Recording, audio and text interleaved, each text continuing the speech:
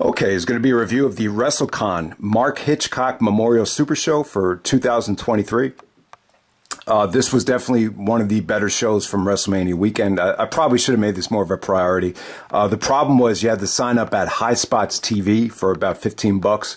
So it wasn't as accessible as some of the GCW stuff on Fight. It wasn't part of a collection or the GCW Plus, Fight Plus, whatever they call it. But yeah. This was definitely a good show. They spent a lot of money here on talent. I will say this, not a big fan of the Globe Theater and how it translates on television.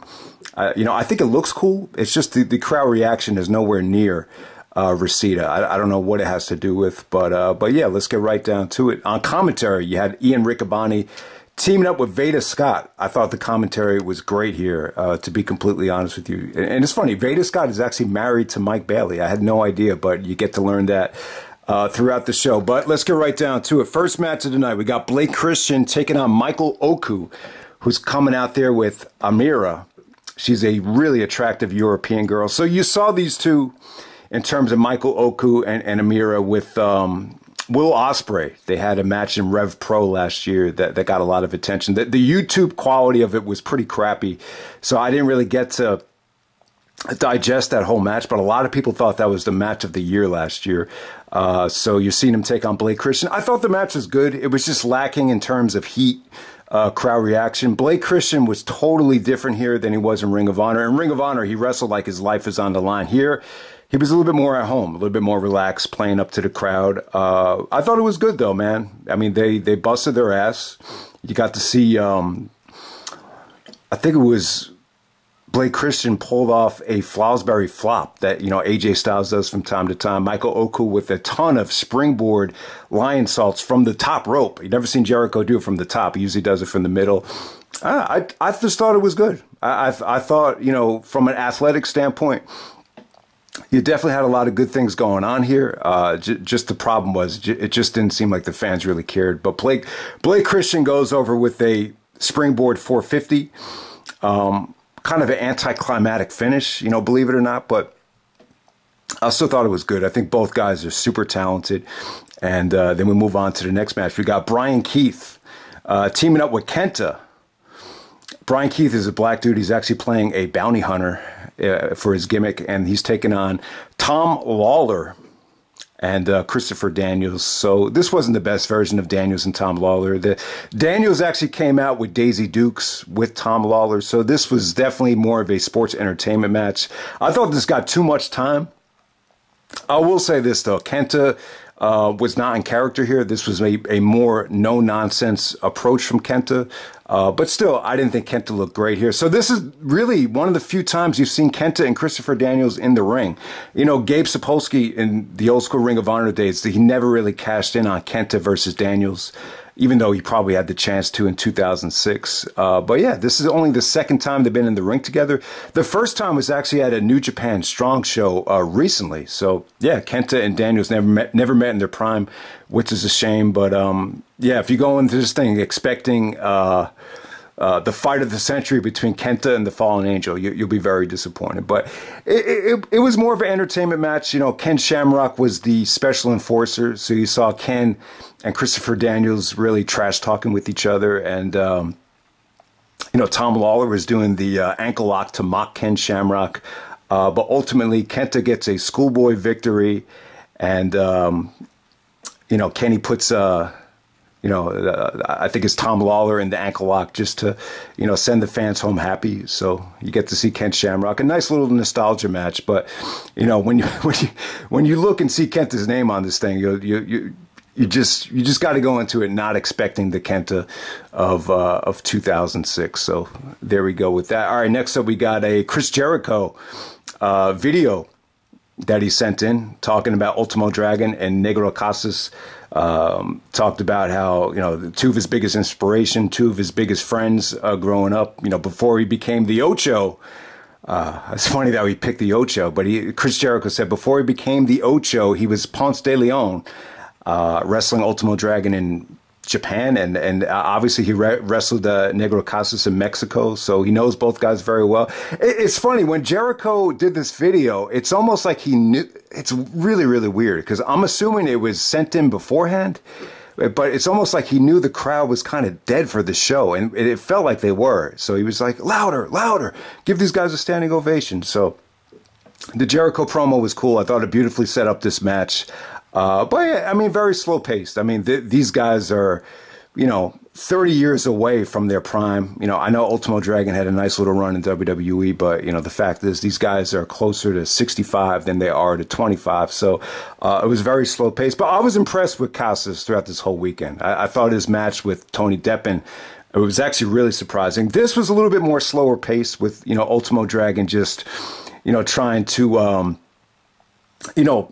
lock down Negro, just kind of ground him with submission. So don't expect the Ultimo Dragon of 1995 with Jericho here. And we move on to next best. But hey, man, that Jericho promo was really, really cool, I thought. All right, next up, we have another really good six-man lucha style match here. I thought this was really good. You saw a six-man tag at the Gringo Loco show, which was probably a little bit better than this, but this was pretty much just as good. This is Aramis Galeno Del Mal, who's a really, really big dude that was wearing green. So he probably stole the show here. It was just interesting to see everyone try to get him off of his feet here. So it's Aramis Galeno Del Mal and Rey Horus taking on Arez, Laredo Kid, and Latigo. So they go a little bit under 15 minutes, and it was good, man. I thought it was solid stuff. It was, you clearly could see who the heels were. The heel that really stole the show here is Arez. They talked about how Finn Balor's face paint and just his overall moveset, it really is inspired by this dude Arez. So yeah, everybody here looked great.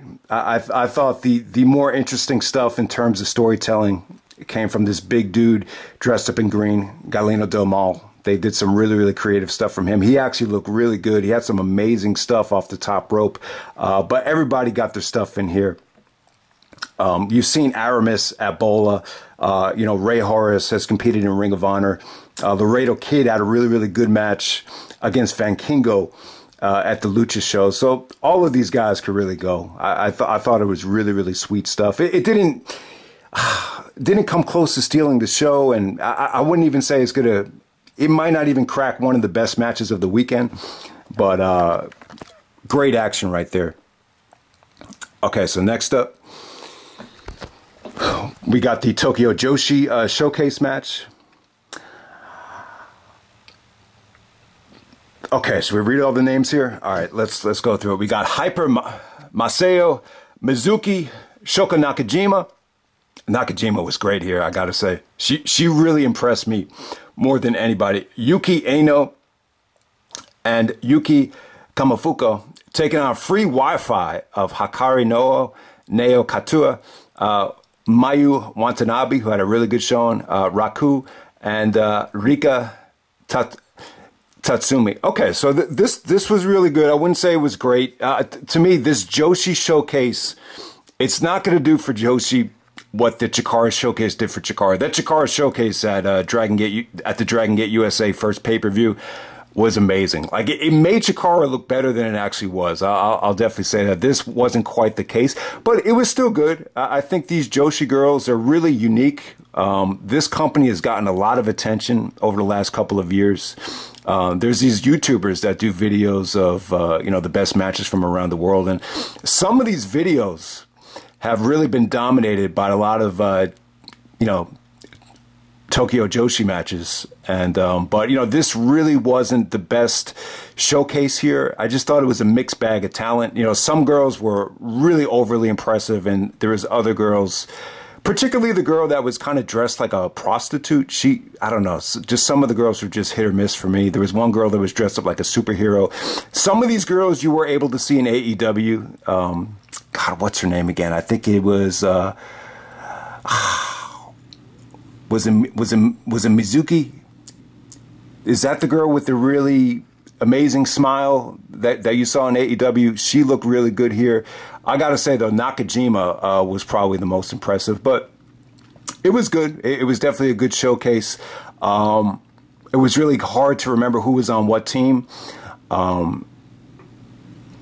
Veda Scott did a really good job of, explaining, the talent here. She knew exactly who was who and what was what in terms of the teams and just the character development, just everything. So Veda Scott actually said this is her favorite promotion. And you could actually follow this promotion at a streaming service called Wrestle Universe. I think they have Noah, DDT, Joshi, even some other promotions as well. So, that was really cool. So it's definitely accessible. But yeah, I know Joshi had their own show this weekend. You could buy it on Fight for about $20. I heard mixed stuff on it. So I think someone actually said that it ended up being great. And then I think it was Nightmare Baller in one of the Skype videos that he did with Truth Slayer. He was like, man, this show looks like trash, man. So I don't know. I don't know how it came off. I thought this was really good, though. But, I can't say that it's going to make people jump out of their seat and subscribe to the Joshi promotion. But we're going to move on from there. All right, next up we have great match. They didn't have that much time, but this is for the WXW title. This was really cool because Mike Bailey actually won Bola in 2023, and Shigehiro Iri, he actually won the WXW 16 karat gold tournament. So it's like the two winners of two of the biggest tournaments in wrestling are competing here. So this is actually for the WXW title. I thought it was really good stuff. I'll tell you, Mike Bailey's theme song, what's it called? Brass Monkey. It's actually from the Beastie Boys. It's on that Beastie Boys album from 1986, the same album that has Fight for Your Right to Party. So I never really listened to the Beastie Boys that much. But yeah, I want to go back and check out that album because, yeah, in PWG, you don't get to hear the themes. But yeah, that theme really does fit Mike Bailey. And like I was saying, Mike Bailey's actually married to Veda Scott. So that was really interesting. But this was a great match right here. This Shigehiro Iri, he really reminds me of Shingo. He's built like a bull. His lariats, his clotheslines, his suplexes are just really, really crisp. I thought this was probably the best showing Mike Bailey had all weekend. This dude was really able to stay away from his moveset, whether it be the Ultimate Weapon or whether it be those tornado kicks. God, those tornado kicks look really, really good. It's really impressive how, Mike Bailey's able to rotate his whole body before he does it. But yeah, I mean, some of the lariats here are really stiff. The Samoan drop off the top rope was pretty awesome. This is another match that I just felt like they packed in a lot of action for the amount of time it went. And give Mike Bailey credit. This was a tough day for him. A lot of times when you're playing in these AAU tournaments, yeah, I know what it's like to play in 3 games, 4 games in one day, but I would imagine this is even tougher with the travel situation. So Mike Bailey actually wrestled Kota, Iri, and then later on in the night he wrestled Tanahashi. So there's 3 matches in one day, but he actually passes out here from a choke. But it was really, really good stuff. Awesome match. Very predictable because a lot of times this past weekend, whenever the titles were on the line, the matches came off a little bit more predictable because you just knew there wasn't going to be a lot of title changes.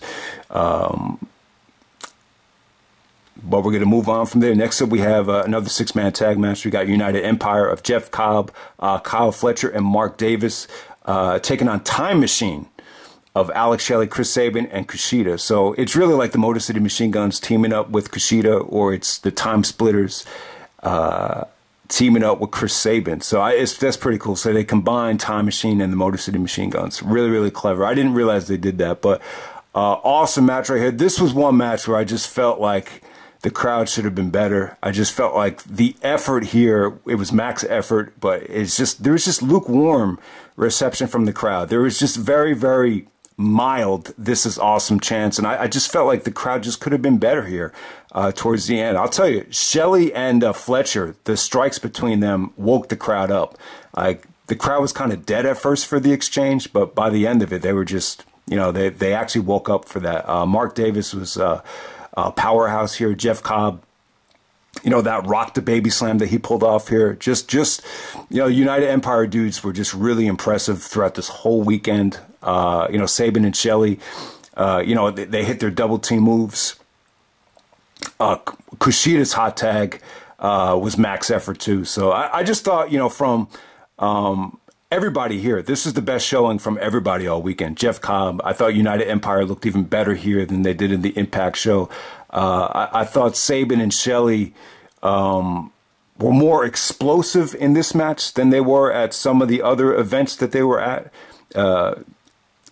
Especially more explosive here than they did against Nick Wayne's team, where they were a little bit more methodical in that match. So yeah, this was good stuff. United Empire gets the victory with their finisher, and we move on from there. But I thought this was a really, really good six-man tag match. Awesome stuff. And then we get to the main event. We got El Hijo del Vikingo defending the AAA Mega title against Black Taurus and Commandeer. So it's not Black Taurus. You pronounce it actually Black Taurus and Commandeer. Man, they packed in a lot of action into 13 minutes right here. Awesome match right here. I would definitely say this is Vikingo's best performance from the weekend.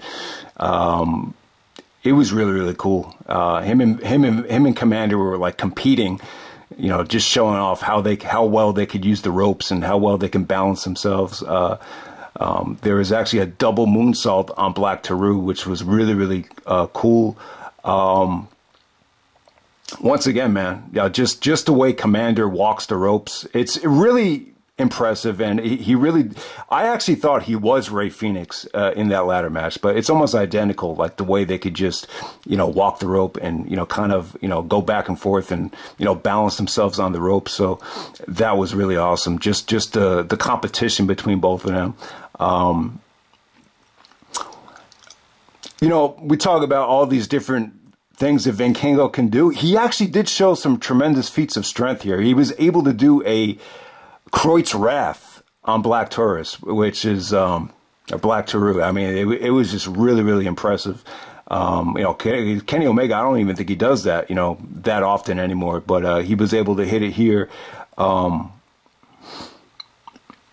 Commander just hit so many beautiful Dragon Ranas.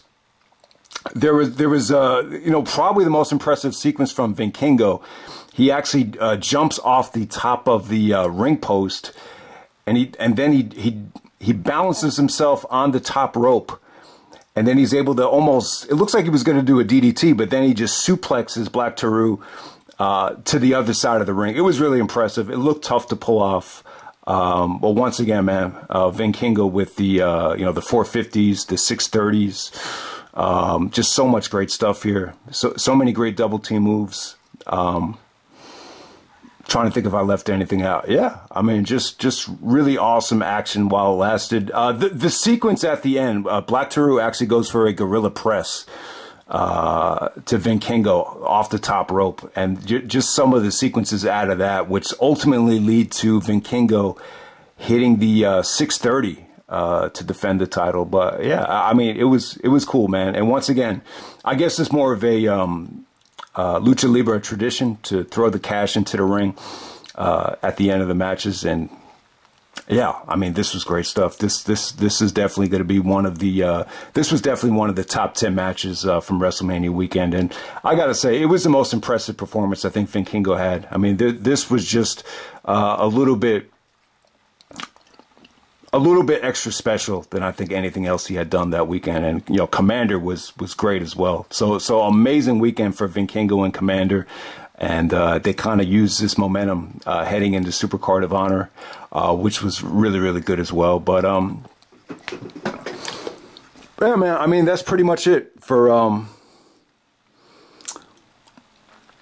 these WrestleMania weekend shows. So I don't know, like, I think the collection from Fight, I think it was a little bit underwhelming. I thought the NXT show was pretty underwhelming as well. I just think for this particular weekend, I think WrestleMania definitely had the best stuff on it. I'm trying to think with Supercard of Honor. Supercard of Honor was really, really good. I'm not going to say it was But it's funny though. Like I think when you compare it to last year, I think last year's show got more attention. I think FTR and the Briscoes really stole the show. It just felt like this year's. I just don't know if as many people were as engaged and as interested as they were last year. So I'll definitely say that. I think this year's show was actually the better card on paper, but it feels like last year's show got more attention, more buzz, better crowd reaction. I just think with Ring of Honor, I think sometimes when they run in smaller venues, the shows actually translate better on camera. I think with this year, you probably had a lot of people that really weren't connected with the roster and the company. Like I just don't think a lot of people really knew a lot about the Claudio and Eddie Kingston, history. So if anything, I think that might have hurt Supercard of Honor. But, this WrestleCon show, I thought it was really, really good. However, though, I think the Impact New Japan show was super disappointing. But, maybe it was tough. Maybe it was tough to keep people engaged, knowing that they were going to sit through another show at the Globe Theater right after this with the Impact and New Japan show. But I don't know. With Bloodsport, I thought it was really, really good. It just feels to me like the Bloodsport just didn't have the, which just wasn't as memorable as previous efforts. I'll definitely say that. The Spring Break show was pretty good, but I don't know, the DDT stuff. I just found it very, very skippable, and there was a lot of stuff from the GCW collective that was just, very passable to me. I think the Florida Culture show. I tried watching some of it. It just didn't hit for me. And there's even some other stuff that was just very, very weird. So I don't know. I don't know if this was an amazing weekend for GCW, but it was very cheap this year. So it was very accessible. I thought this would be a cool weekend to kind of mix it up and, go back and, do a lot of independent stuff. But the side effect of it is sometimes you just get burned out, and a lot of times it just feels too much. And I think it was 2013. I saw a whole bunch of guys at the Supercard of Honor show, and they were going to Chikara, Dragon Gate USA, and I was like, nah. It's like, man, I'm good with just going to the Ring of Honor and watching WrestleMania on pay-per-view. I just didn't have it in me at the time to, jump from show to show. So, a lot of times with wrestling, I think you'd really have to pick your spots. And there are times, especially like with the DDT shows, it almost felt like a chore just to sit through them and review them. And obviously, the DDT promotion, it's a little bit of a mixed bag. I mean, when you think about it, you think of great wrestlers, but at the same time, when you analyze the promotion as a whole, there's just a lot of different stuff going on. Obviously there's a lot of, stuff that really is kind of off the wall. So you kind of have to brace yourself for that kind of stuff. But yeah, that's pretty much it, man. I'll end it right there. I'll actually be back with a top WrestleMania weekend. No audio there. It'll just be a list. I'll have, top 20, top 25 matches of WrestleMania weekend. I think I've seen enough this weekend where we could actually do it. So that should be a really fun video, but what's going to dominate that list. So, but it should be really interesting. I thought it was a fun weekend overall, but, yeah. So I just want to mention this with PWG though, with Battle Los Angeles. So it looks like this is the business philosophy. Like they want you to buy it on Blu-ray. So they'll have it on Blu-ray until they sell. And once they sell out of the pressing, it looks like they're just going to put it on High Spots TV. But that could take 4, 5, 6 months. Who knows? So I definitely want to buy Battle Los Angeles on Blu-ray. But since I signed up to High Spots, I might try to squeeze in some, Bowler reviews that I missed, like 2018 and 2019, and, maybe even some of the All-Star weekends. So, that should be really cool. So definitely looking forward to Battle of Los Angeles. Hopefully that's a lot better than some of the stuff from the Globe Theater that, we looked at this past weekend. So, but yeah, definitely check out this show, though. This was a really, really good show. Very, very consistent. I wouldn't say anything was great except the main event. But it's a really, really consistent show, man. There is a lot of talent here. And hope you guys check out the Mark Hitchcock show. God, this review's going too long. But hey, with Mark Hitchcock, if anyone doesn't really know who he was, Mick Foley actually comes out at the beginning of the show, and then they have a Mark Hitchcock video package.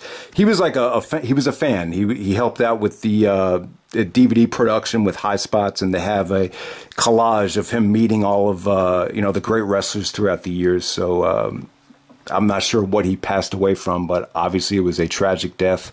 So this is called the Mark Hitchcock Memorial Show. So this is the first time I've reviewed the Mark Hitchcock shows, any one of the Mark Hitchcock memorial shows. So, but yeah, it's definitely has a nice little legacy right now. I mean, they've been doing these since what, like 2016, these WrestleCon super shows.